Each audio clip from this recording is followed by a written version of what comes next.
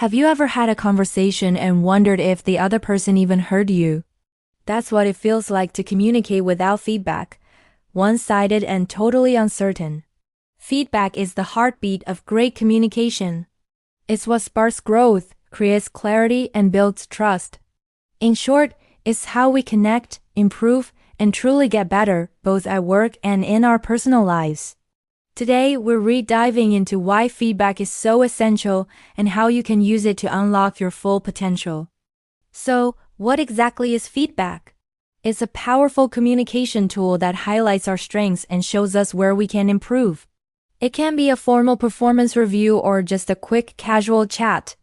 Regular feedback boosts performance, keeps us engaged, and even helps organizations save money by catching small issues before they become big problems. It sets the standard for quality work and builds a positive culture based on teamwork, trust, and shared goals. But not all feedback is created equal. Let's break down the different types. First, there's positive feedback. This is when someone recognizes what you're doing well. For example, your report was so thorough.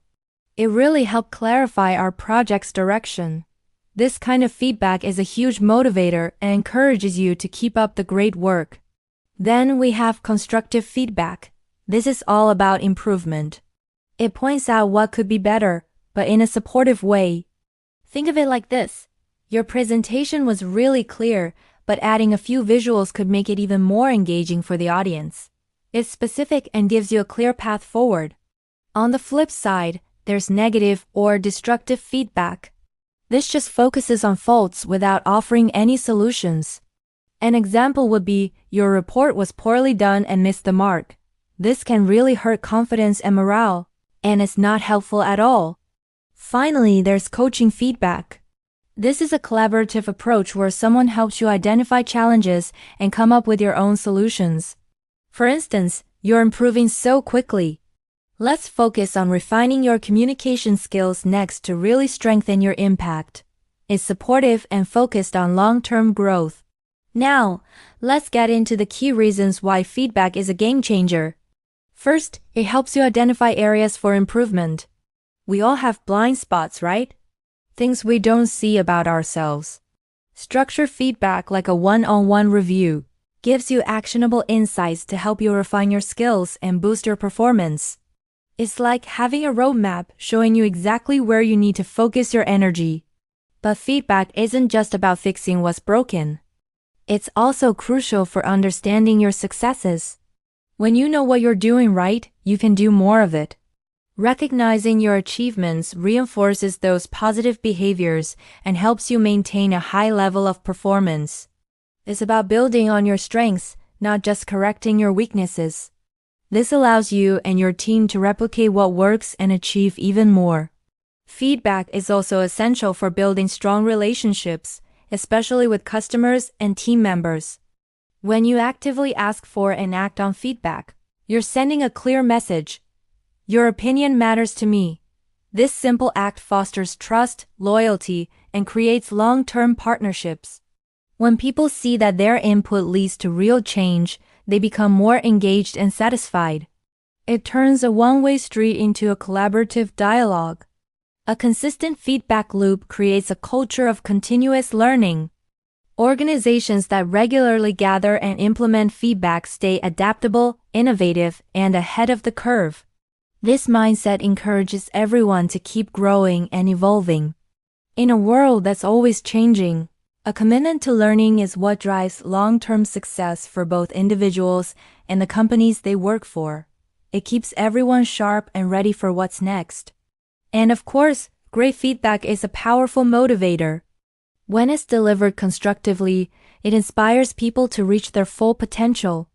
Highlighting strengths boosts morale, while offering clear guidance for improvement fosters accountability.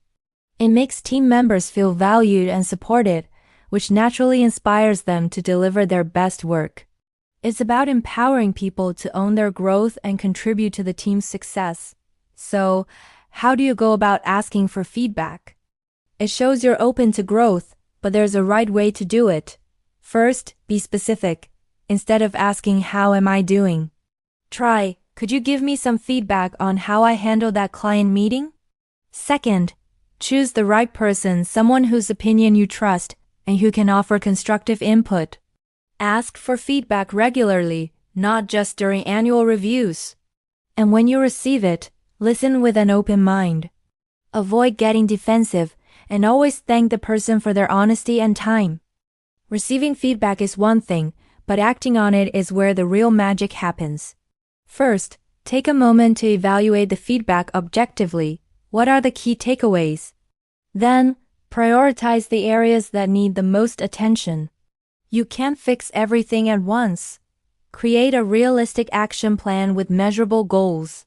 If anything is unclear, don't be afraid to ask for clarification. Finally, monitor your progress and check in regularly to make sure you're heading in the right direction. Progress, not perfection, is the goal. Now let's flip the script. How do you give effective feedback? It's a skill, and it can make all the difference. First, pick the right moment. Find a time and place where you can speak privately and without interruption. This shows respect and encourages an open conversation. Next, align your feedback with goals. Whether they're personal, team, or company goals, linking your comments to a shared objective makes the feedback more relevant and motivating. When giving feedback, be clear and specific. Vague comments like, "You need to be more proactive," aren't helpful. Instead, provide concrete examples. Say something like, "In yesterday's meeting, I noticed you didn't share your ideas. I think your perspective would have been really valuable." This gives the person a clear picture of the behavior and its impact, and don't just point out problems. Provide practical solutions. Turn your feedback into actionable advice. Suggest specific steps they can take to improve. For example, maybe we could brainstorm some talking points before the next big presentation to help you feel more confident. This turns criticism into a collaborative, solution-focused discussion. And finally, follow up. Check in later to see how they're doing and offer ongoing support. This reinforces accountability and shows you're invested in their growth. So, to wrap it all up, feedback is so much more than just a tool.